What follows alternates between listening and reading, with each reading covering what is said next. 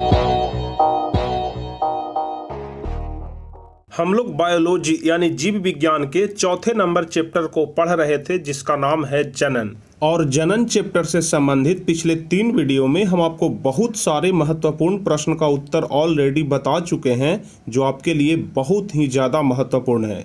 और आज का जो यह क्लास है इस चैप्टर का चौथा क्लास है, यानी कि आज के इस वीडियो में आपका यह चैप्टर पूर्ण रूप से समाप्त हो जाएगा। जितने सारे भी महत्वपूर्ण प्रश्न थे सारे प्रश्न का उत्तर हम आपको आज के इस वीडियो में समाप्त कर देंगे। तो बस आप लोग वीडियो को शुरू से लेकर के अंत तक जरूर देखिएगा और एक एक चीज को बहुत ही अच्छे तरीके से समझने का प्रयास करिएगा, क्योंकि आज के इस वीडियो में जो सबसे पहला नंबर प्रश्न हम आपको बताएंगे वह है नर जनन तंत्र का सचित्र वर्णन करें। यानी कि आज हम आपको सबसे पहले नर जनन तंत्र के बारे में बताएंगे कि नर जनन तंत्र का कौन कौन सा भाग होता है, और चित्र की सहायता से भी बताएंगे। हम आपको चित्र की सहायता से, जिस प्रकार से पिछले क्लास में मादा जनन तंत्र के बारे में हम आपको बताए थे, तो आज हम आपको यहाँ पर नर जनन तंत्र के बारे में बताने वाले हैं।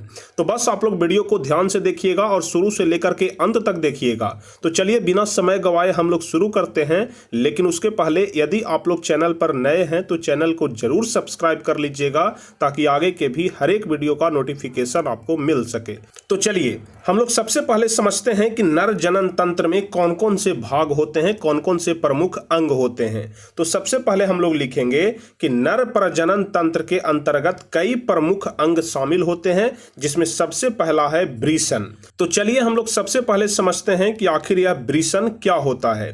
तो आप लोग ध्यान रखिएगा कि यह नर का प्रथम लैंगिक जनन अंग होता है। जिस प्रकार से मादा जनन तंत्र में हम आपको अंडाशय के बारे में बताए थे कि अंडाशय को मादा का प्रथम लैंगिक जनन अंग बोलते हैं, उसी प्रकार से वृषण को नर का प्रथम लैंगिक जनन अंग बोला जाता है, जिसकी संरचना अंडाकार होती है। जिस प्रकार से मादा में अंडाशय की संरचना अंडाकार होती है, उसी प्रकार से नर जनन तंत्र में वृषण की संरचना अंडाकार होती है और इसकी संख्या 1 जोड़ी होती है। मादा जनन तंत्र में अंडाशय की संख्या भी 1 जोड़ी होती थी, हम आपको पिछले क्लास में बताए थे।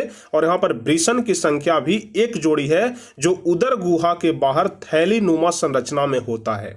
उदर गुहा के बाहर थैली नुमा संरचना में होता है, जो कि यहाँ पर आप लोग फिगर में देख रहे हैं। जो गोल पॉइंट के अंदर में है उसी को हम लोग वृषण बोलते हैं।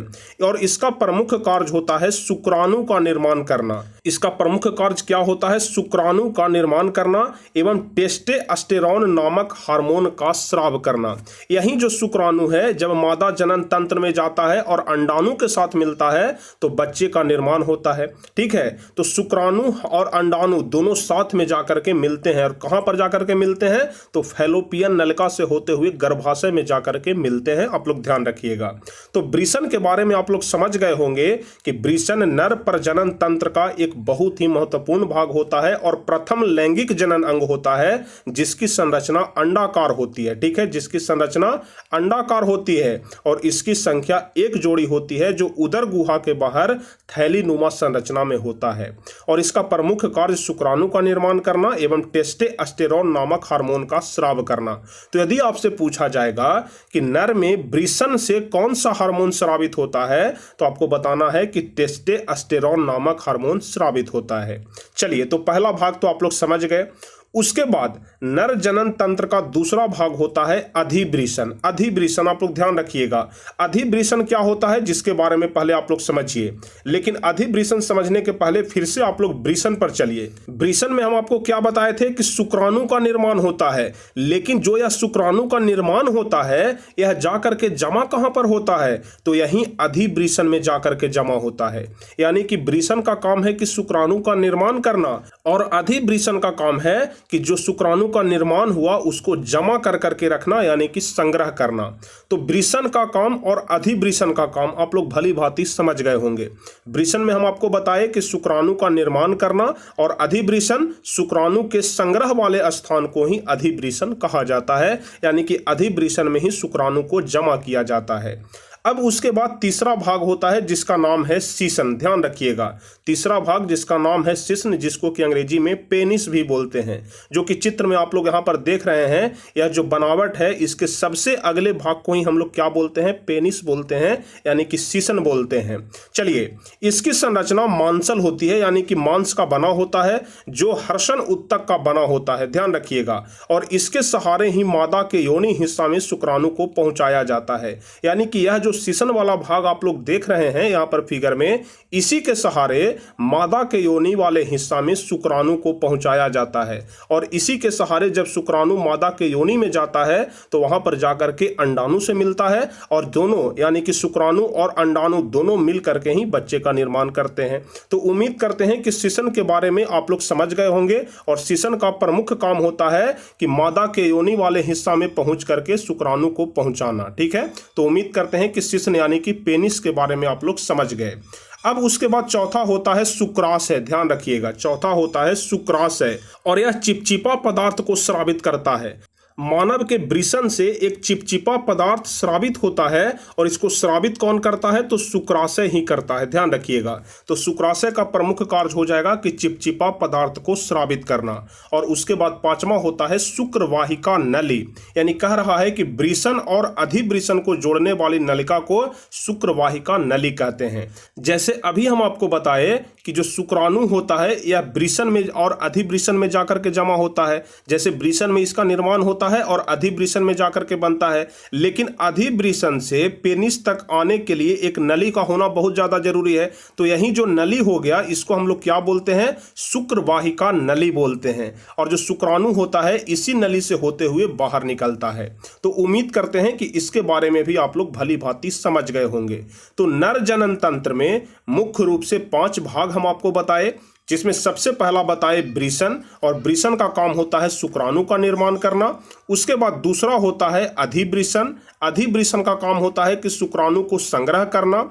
उसके बाद तीसरा होता है सीसन, सीसन का काम होता है कि मादा के योनि वाले हिस्से में शुक्राणु को पहुंचाना।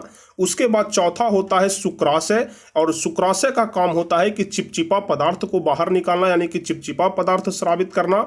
और पांचवा होता है शुक्रवाहिका नली, यानी कि वृषण और अधिवृषण से होने वाली नलिका को, यानी कि जो नलिका वृषण और अधिवृषण में जाकर के जुड़ती है और जिससे शुक्राणु बाहर निकलता है, उसे हम लोग क्या बोलते हैं, शुक्रवाहिका नली बोलते हैं।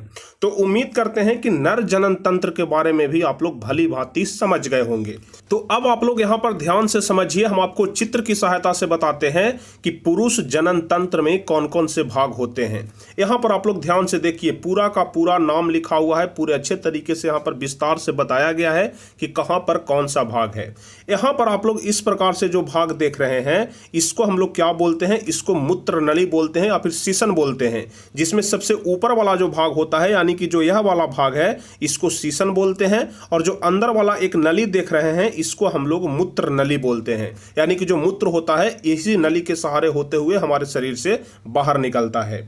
उसके बाद यहाँ पर आप लोग देख रहे हैं वृषण होता है, और वृषण 2 होता है। ध्यान रखिएगा, यहाँ पर 2 वृषण होता है। और हम आपको बताए थे कि जिसमें वृषण होता है उसको वृषण कोश कहते हैं। यानी कि जो यह वाला जो थैली नुमा संरचना है, इसको हम लोग वृषण कोश कहते हैं, और इसको क्या बोलते हैं, वृषण बोलते हैं। और हम आपको बताए थे कि शुक्राणु जहां पर जाकर के जमा होता है उसको अधिवृषण बोलते हैं। तो यहां पर देख लीजिए, शुक्राणु यहां पर आकर के जमा हो रहा है, तो इसको हम लोग क्या बोलेंगे, अधिवृषण बोलेंगे।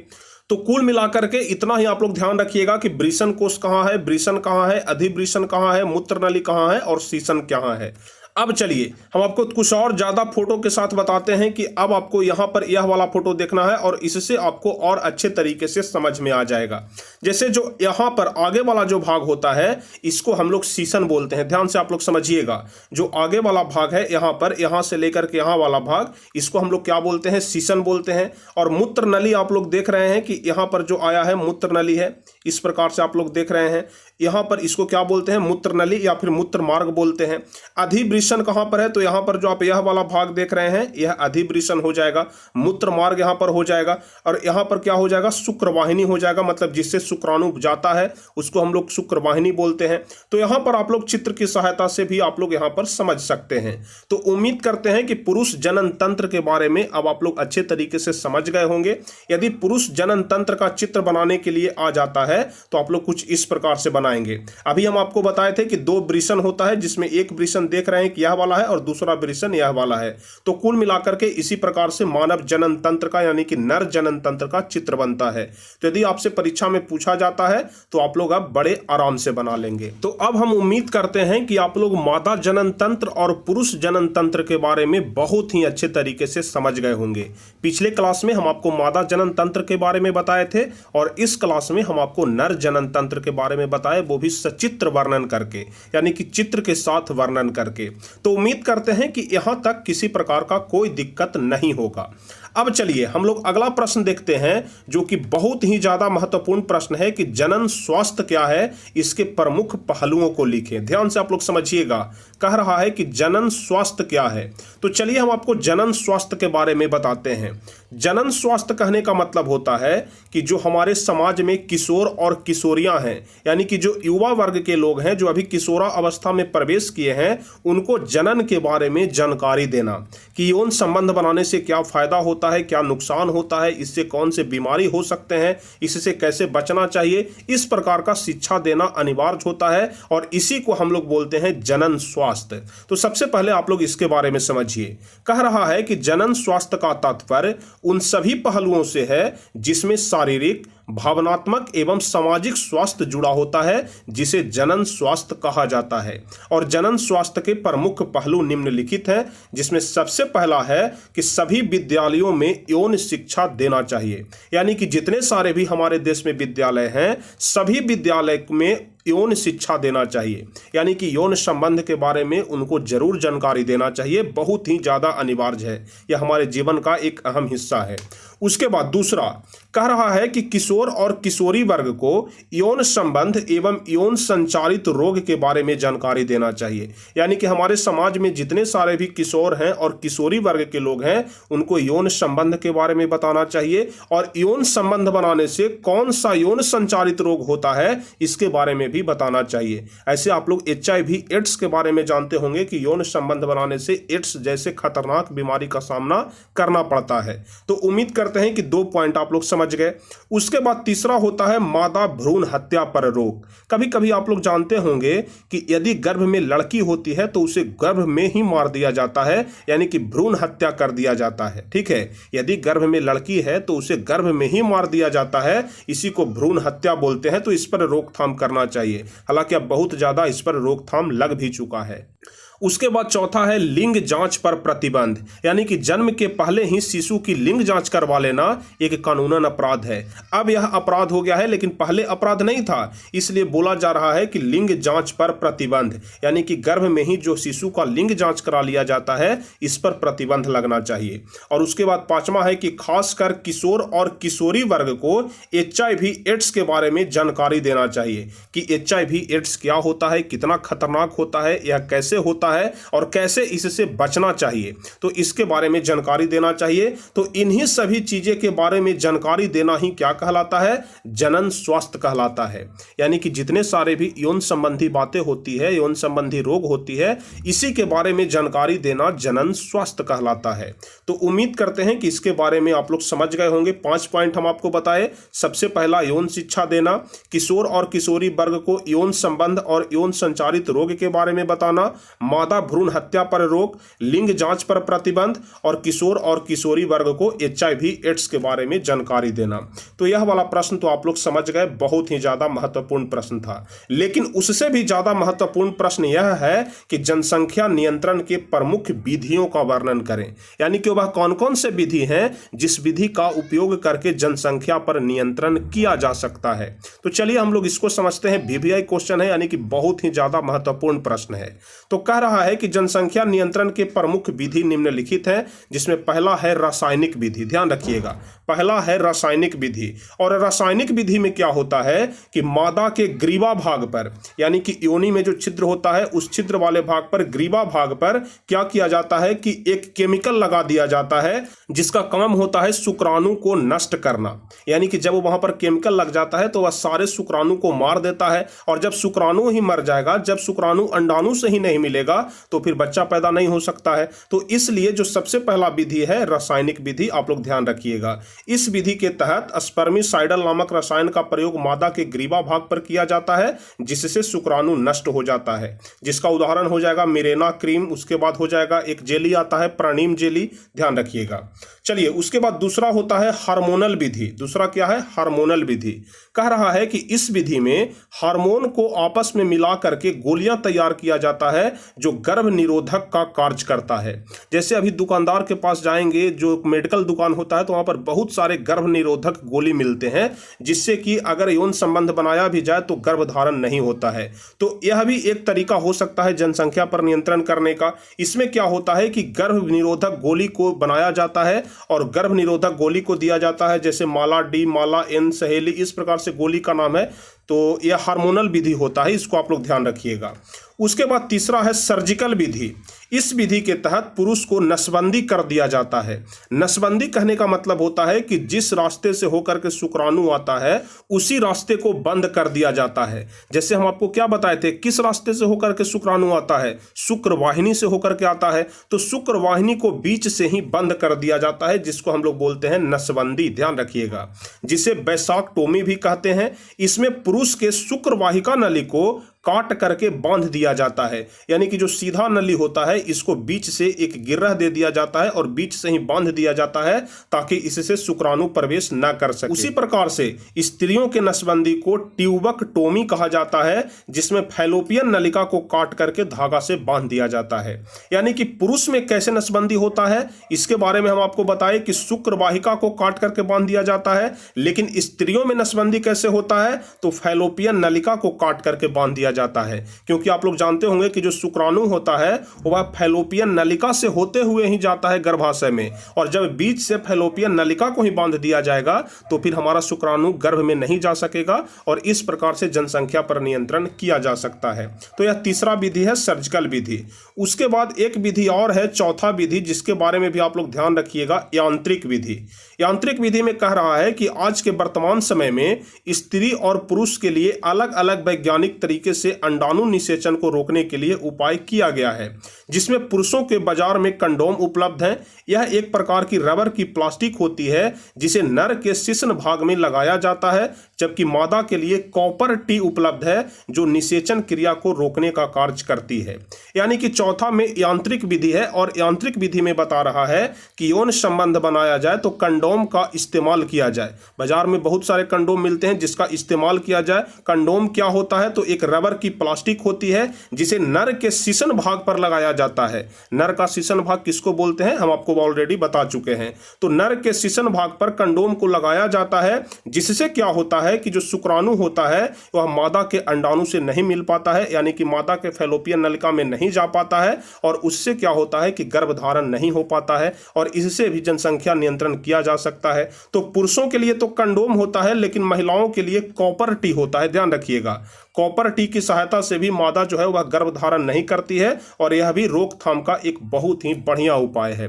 तो उम्मीद करते हैं कि जनसंख्या नियंत्रण के बारे में भी आप लोग समझ गए होंगे कि जनसंख्या नियंत्रण किस प्रकार से किया जाता है, जिसमें सबसे पहला हम आपको बताए रासायनिक विधि, उसके बाद दूसरा बताए हम आपको हार्मोनल विधि, उसके बाद तीसरा बताए हम आपको सर्जिकल विधि जिसको कि नसबंदी भी बोलते हैं, और उसके बाद चौथा हम आपको बताए यांत्रिक विधि। तो कुल मिलाकर के यह आपका सबसे आखिरी प्रश्न था, और यहां के बाद आपका यह चैप्टर समाप्त हो जाता है। तो अभी तक जितने सारे भी महत्वपूर्ण प्रश्न जो आपको इस चैप्टर में पढ़ना था और आपके परीक्षा के लिए बहुत ही ज्यादा महत्वपूर्ण था, तो एक भी प्रश्न ऐसा नहीं है जो कि छूट गया हो। इस चैप्टर से संबंधित एक एक प्रश्न हम आपको बता दिए, और फाइनली यह चैप्टर आज समाप्त हो गया। तो बायोलॉजी का चौथा चैप्टर भी आज आपका समाप्त हो गया। अब अगले क्लास में इसका ऑब्जेक्टिव क्वेश्चन हम आपको बताएंगे और आपका यह चैप्टर पूर्ण रूप से समाप्त हो जाएगा। तो उम्मीद करते हैं कि आज का यह वीडियो आपको भली भांति समझ में आ गया होगा, एक एक चीज समझ में आ गया होगा, किसी प्रकार का कोई दिक्कत नहीं होगा।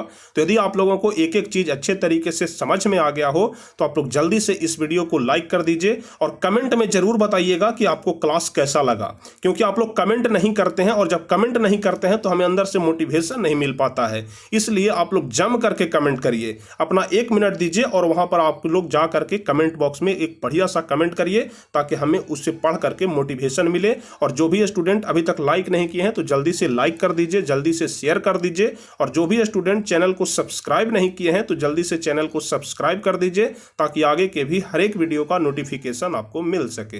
तो चलिए फिर मिलते हैं अगले क्लास में, तब तक के लिए जय हिंद, धन्यवाद।